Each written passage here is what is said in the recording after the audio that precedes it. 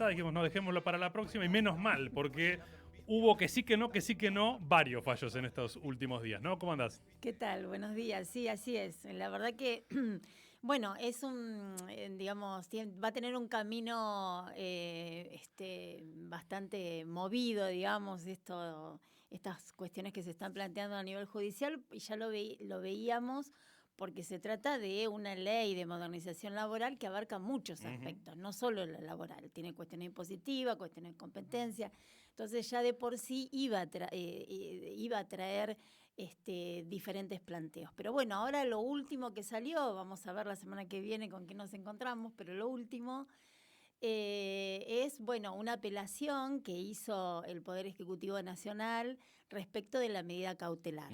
O sea, recordemos que la medida cautelar fue dictada en el ámbito de la justicia laboral, donde el juez Ojeda hizo lugar a esa medida que suspendía provisoriamente la aplicación de 83 artículos de la Ley de Modernización Laboral. Por pedido de la CGT. Por pedido, un juicio iniciado por la CGT, que además tiene una medida de fondo, que es la declaración de inconstitucionalidad de todo ello. Pero como una medida provisoria, esta suspensión, hasta que se resuelva la cuestión de fondo. El Poder Ejecutivo Nacional, por supuesto, apeló, y esa apelación el juez Ojeda la concedió con efectos devolutivos, es decir, que pase a la Cámara, pero que mientras tanto quede suspendida, efectivamente se haga lugar a esa medida cautelar y quede suspendida la reforma. Bueno, esto fue obviamente apelado, cuestionado nuevamente por el Poder Ejecutivo, y entonces llega a conocer la Cámara Nacional, y entonces allí tiene otro revés, digamos, la CGT, porque hace lugar al pedido de que esa medida cautelar tiene que ser con efecto suspensivo, es decir, que se tiene que suspender esa aplicación mientras que esa medida cautelar quede firme, porque está en instancia de apelación y va a llegar a la Corte seguramente. O sea que en todo ese periodo, hasta que termine haya una sentencia de Cámara y luego sea apelada hasta la Corte, durante todo ese tiempo, la reforma quedaría, la aplicación de esos artículos quedarían vigentes, o sea, se aplicarían. O sea que hay un periodo del 23 de abril, que salió la primera resolución, no del 23 de abril, del 30 de marzo hasta el 23 de abril que salió esta resolución. En ese periodo, digamos, sí se podía aplicar la medida cautelar, o sea, estaba suspendida la reforma. Pero ahora, a partir del 23, está vigente, con lo cual si hay un despido, por ejemplo, esa indemnización va a ir acorde a la Ley de Modernización Laboral. Pero si te despidieron el 22, queda... Claro, quedaría de acuerdo al anterior. Va a haber que ver cada caso, ¿no? Por supuesto que ahí, bueno, cada abogado lo planteará en el caso concreto. Pero bueno, en términos generales pasó esto. Y otro nuevo fallo fue del día de ayer, donde toma la competencia el contencioso administrativo, ¿Qué es el contencioso administrativo? federal, digamos. Bueno, el contencioso administrativo federal aborda temas que tienen que ver injerencias federales y no de las provincias, ¿no? Entonces, por ejemplo, en este caso, las cuestiones de competencia, y así lo establece la ley, son materia del Congreso Nacional, con lo cual tiene que entender un juzgado nacional federal, ¿sí? Porque es del Congreso Nacional, la cuestión de competencia. Y en esta ley se había establecido una modificación de la competencia de los fueros laborales hacia los fueros federales. Por ejemplo, hay cuestiones impositivas que también están dentro de la ley, y las cuestiones de impuestos también entiende el Congreso de la Nación, con lo cual si hay alguna cuestión controvertida, tiene que ser entendida por el fuero, los juzgados federales federales. y contenciosos, porque se trata de la organización del Estado, ¿no? De una atribución propia del Estado. Así que se entendió que si bien la reforma tenía cuestiones laborales, también, digamos, se tiene que pesar, y porque son de orden público. Pesa más lo federal. Lo federal, exactamente. Pero termina resolviendo por todo, digamos. Termina resolviendo por todo, exactamente. Que era un poco la idea del gobierno, ¿no? De que quizá, bueno, tendremos que ver a ver cuál va a ser el resultado, ¿no? Porque no lo que se especula es que es más proclive a oficialismo, digamos. Exactamente. Bueno, son, digamos, conclusiones que se sacan en base a hechos concretos, claro, ¿no? Lo muestra la estadística, ¿no? Claro. Pero ¿eso tiene que ver con una afinidad ideológica con este gobierno o el contencioso administrativo suele fallar en favor del gobierno de turno? Claro, suele fallar en favor del gobierno porque, a ver, la verdad que no lo puedo decir en este caso concreto porque hay los temas laborales, digamos, también, tiene una afectación al propio Estado, ¿no? También. Pero en general lo que prima es el interés estatal, es decir, cuando el interés del Estado está afectado o no. Entonces eso es lo que va a primar al momento de fallar, pero con cuestiones que tienen que ver con cuestiones de competencia federal, ¿no? Claro. Ahora, esta ley que tiene que ver con las relaciones individuales del trabajo y con las relaciones colectivas, bueno, ahí habrá que ver cómo la mirada de estos jueces se afina, digamos, hacia los derechos de los trabajadores y los derechos sindicales, ¿no? En definitiva, no tanto es una cuestión de voluntad, sino que es una cuestión de aplicación de la Constitución. Claro. Es decir, hasta acá vamos a ver si los jueces aplican la Constitución Nacional o no la aplican. ¿La competencia se sigue discutiendo o ya entonces es caso cerrado? ¿O eso va a la Corte también? No, igualmente va a la Corte, seguramente se va a presentar un recurso respecto de esto, pero es muy probable que la competencia quede allí. El gobierno había planteado también un per saltum, ¿no? No sé si finalmente lo concretó o no, pero para ir directamente a la Corte. Para ir directamente a la Corte, pero no, eso quedó sin efecto. Okay. Pero va a terminar esto, sin lugar a dudas, claro. Va a terminar la Corte. Por eso es muy importante no solamente quién va a fallar en última instancia, sino también es muy importante el mientras tanto. Es decir, ahora, por ejemplo, ya tenemos un fallo que dice que en el mientras tanto nos lleve un año o nos lleve el tiempo que lleve, los trabajadores van a tener que estar, digamos, con sus derechos regresivos, ¿no? Entonces, bueno, es un tema sumamente importante lo de las competencias. Así que, bueno, esas son las últimas novedades. Veremos la semana que viene si tenemos alguna otra. Y, bueno, la idea también era poder hablar qué impacto tuvo esta reforma de esta ley de modernización en el ámbito del trabajo no registrado, ¿no? Porque tiene programas específicos respecto de esto. Cuando se inició el proyecto, se comenzó a hablar, o el gobierno comenzó, digamos, a poner en el espacio público la idea de esta reforma laboral, hablaba de la generación de empleo, ¿no? Que era sumamente importante y por eso se llama de modernización laboral, no solo de modernización, haciendo hincapié en que esto iba a generar empleo. Nosotros acá, incluso acá en la radio hemos dicho que esto no es así, pero por supuesto que una política pública legislativa a favor de la erradicación del trabajo en negro o el trabajo informal es una política dirigida a mejorar, digamos, las condiciones laborales. Pero esto, por supuesto, que no va... no es, digamos, una herramienta que se tiene que implementar única, sino que esto tiene que ir acompañado inexorablemente con una política pública de generación de empleo. Entonces, ambas cuestiones, la ley, por un lado, que erradica el trabajo y una política dirigida a generar puestos de trabajo, bueno, arman y de manera sostenida, bueno, ahí podríamos estar hablando de un desarrollo o de medidas tendientes al desarrollo del país, ¿no? Pero bueno, acá hablamos únicamente de una reforma tendiente que tiene, digamos, como ejes algunas cuestiones que son contradictorias, después podemos analizarlas, pero esta reforma respecto del trabajo en negro comienza con el DNU 70 del 2023, sí, con la ley de bases, y luego lo ratifica y lo amplía la ley de modernización laboral.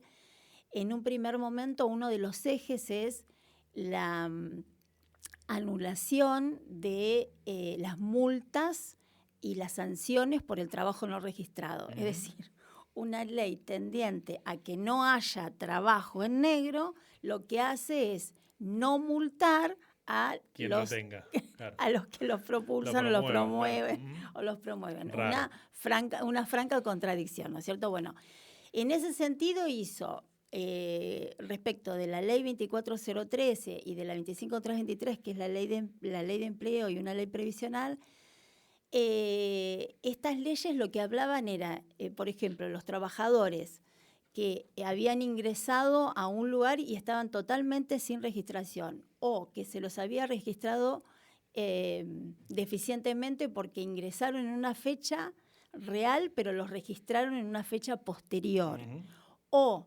en una media jornada, cuando en la realidad están trabajando en la totalidad de la jornada y cobran media jornada en negro. Es decir, todas estas deficiencias, cuando el trabajador intimaba, estando vigente la relación laboral, intimaba al empleador para que lo regularice, si esto no sucedía, se podía dar por despedido, pedir una indemnización, y esa indemnización por despido llevaba el agravamiento de sanciones, que eran sanciones, multas económicas que engrosaban bastante, mucho, el monto indemnizatorio. Lo mismo con la 25323, cuando el trabajador, ya habiendo culminado el contrato de trabajo, reclamaba que había estado en negro, o informalizado, bueno, también le correspondía una indemnización con esta multa. Esas multas fueron erradicadas, con lo cual ese efecto disuasivo que tiene una multa para que no se lleve adelante se terminó.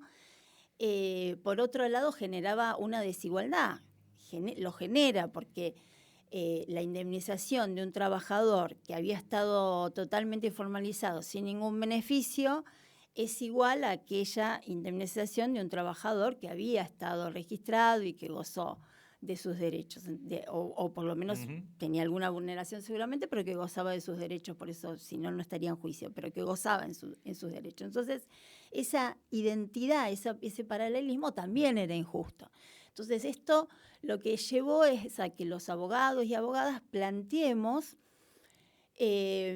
solicitar una indemnización, ya que esta multa no estaba y quedaba más chica, además de plantear la inconstitucionalidad, digamos, de esta derogación, se planteaba solicitar una indemnización de daños y perjuicios tal cual la indemnización del fuero civil. Entonces, dentro de lo laboral, además de la indemnización, se planteaban daños y perjuicios para que el trabajador no se vea diezmado, claro, ¿no? de su derecho. ¿Y qué recepción tuvieron? Sí, tuvo recepción y se aplicó. Bueno, otra de las cuestiones otro de los ejes, digamos, de esta lucha contra el trabajo en negro es la regularización de los empleados o regularización del empleo, cuando ya una vez que se sancionó la ley, los empleadores tenían trabajadores en negro, entonces se le permite regularizarlos haciéndoles una quita de la deuda a los organismos de la Seguridad Social del 70%.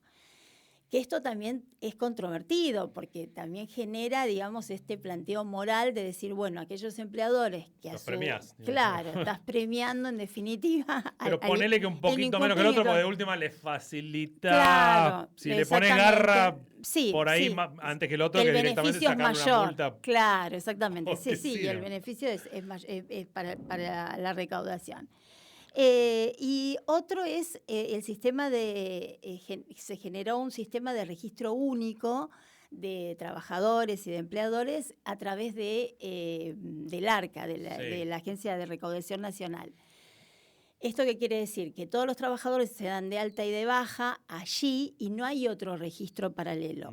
Hasta ahora había registros porque hay ciertas actividades que necesitaban un control más exhaustivo. Por ejemplo, el ámbito de la construcción. Claro. Entonces, que había más movilidad, que había más empleo, más empleadores, que iban y venían. Bueno, eso generó a que haya un registro especial, que era el IERIC, que funcionó durante muchísimos años, a los fines de erradicar, digamos, la evasión, ¿no es cierto? Bueno, ese tipo de registros quedaron sin efecto, de ahora más el único va a ser el de ARCA, la EXAFIP, que va a tener, digamos, un efecto completo, digamos, y de presunción. Es decir, ya estando registrado allí o no estando registrado allí, ¿hay contrato de trabajo o no lo hay? ¿Y eso entonces dificultaría para casos como el de la construcción o no? Dificultaría, dificultaría en términos generales, no dificultaría, vamos a decirlo al revés, facilitaría de alguna manera, dejaría un poco abierta quizá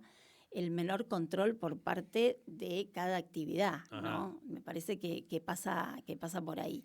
Es decir, o sea, nuevamente patea para el lado de la patronal. Exactamente, exactamente. Y después, bueno, hay otro régimen que trae esta ley de incentivo para la registración, que dice que a partir de la vigencia de esta ley, aquellos trabajadores que se incorporen pueden tener este régimen de un año, tener los empleadores pagar beneficios en las cargas sociales, es decir, cargas sociales con menores importes, durante el periodo de un año, para los nuevos empleados, pero no cualquier empleado. Es decir, los requisitos son los siguientes. Se tiene que tratar de una persona que no haya tenido un contrato laboral al 10 de diciembre del 2025, o una persona que haga 6 meses que no tenía ningún tipo de contrato laboral, ningún tipo de registración, o una persona que ya estaba registrada en el régimen del monotributo para pequeños contribuyentes, o ser un ex empleado del Estado. O sea que ya allí, ya en la propia reforma se acota, digamos, la posibilidad de implementar este régimen, y también se veía la posibilidad de que iba a haber muchos, parece, trabajadores despedidos del Estado Nacional, pero uno tiene que poner la lupa, ¿no? Mirá cómo pensaron en la alternativa. Bueno, entonces, en definitiva, esos son los ejes, digamos, de las propuestas para erradicar el trabajo informal. Pero hay otra cuestión que es importante, me parece destacar, que esta ley de modernización echó por tierra una presunción que era muy importante, que es la presunción del contrato de trabajo cuando estaba en negro.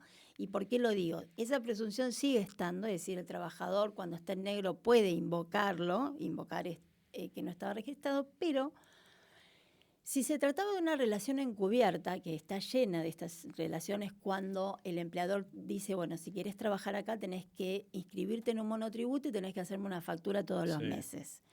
Pero en realidad es un contrato de trabajo. Claro. Es un contrato de trabajo, porque yo te pongo las condiciones, el sueldo te digo cuándo. Bueno, en definitiva, era una relación encubierta de trabajo.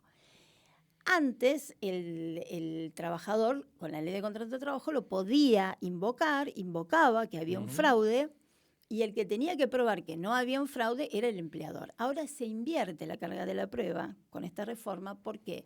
Porque ya la ley dice que la existencia de facturas o de registración en la agencia de recaudación echa por tierra un contrato de trabajo. O sea, se trata de una relación independiente. Un colaborador. Claro, es una relación independiente o una locación de servicios, podría ser, pero no es un contrato de trabajo. O sea, es al revés. Ahora, ese trabajador va a tener que probar que era un contrato de trabajo. ¿Qué elementos, por ejemplo, le pueden servir a un trabajador que tiene que probar que hay un contrato de trabajo? Bueno, el principal elemento, la principal prueba es la testimonial, ¿no?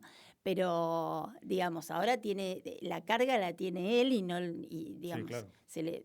Sí, muchas veces hay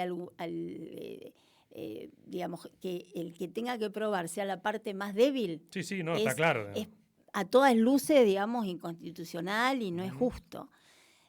Así que, sin lugar a dudas, eso es una vulneración que se inscribió con esta ley. Y otra que vos referías recién es esto de los colaboradores, que es una figura que ya la ley Bases la había creado, que es digamos, se puede dar un ámbito de trabajo con una persona que tome a 5 colaboradores y estos 5 colaboradores no van a ser sus dependientes, sino que van a estar inscriptos y así funcionar. Y nada más no más que 6 personas, digamos, en ese ámbito, en esa empresa o en ese emprendimiento. Y esto también, digamos, va a dar lugar, sin lugar a dudas, al fraude. Entonces, bueno, como conclusión, uno podría hacer una lectura diciendo que no son elementos que favorezcan a la erradicación. Sin lugar a dudas, se está, digamos, es en paralelo o obedece esta ley a la idea del gobierno, me parece a mí, y esto lo digo desde lo personal y no desde lo político, pero como una lectura, obedece a la propia ideología del gobierno de que el Estado tiene que no existir en lo posible, se tiende a la inexistencia del Estado, se tiende a la no recaudación, porque claro, si pero, no existe el Estado termina existiendo en favor de los patrones, exactamente. No es que claro, desaparece el Estado. No, pero digamos, está esa tendencia, la recaudación entonces, si esto es así, la recaudación, ¿para qué va a haber? Entonces, ¿para qué erradicar tanto el trabajo en negro si la recaudación o el impuesto, como lo dijo el mismo presidente, es un robo? Claro. Es decir, si ese es el concepto de que un impuesto es un robo, entonces se tiene que recaudar lo menos posible. Entonces, con esta ley, yo creo que es al revés. Lo que se está tendiendo es a recaudar lo menos posible, a que continúe el trabajo en negro, a favorecer a quienes tienen el capital de trabajo, a quienes están en mejores condiciones, y a aplastar los derechos de los trabajadores y de las trabajadoras. Me parece que esto queda claro, porque además a esto no se le suma una política sostenida de empleo. O sea, la desconozco, ¿no? Todo lo contrario.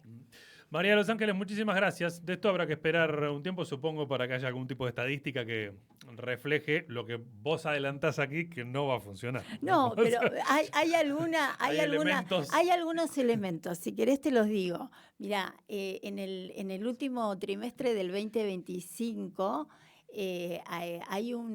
se incrementó un 43% el trabajo informal. Se incrementó cuando ya estaba la ley Bases.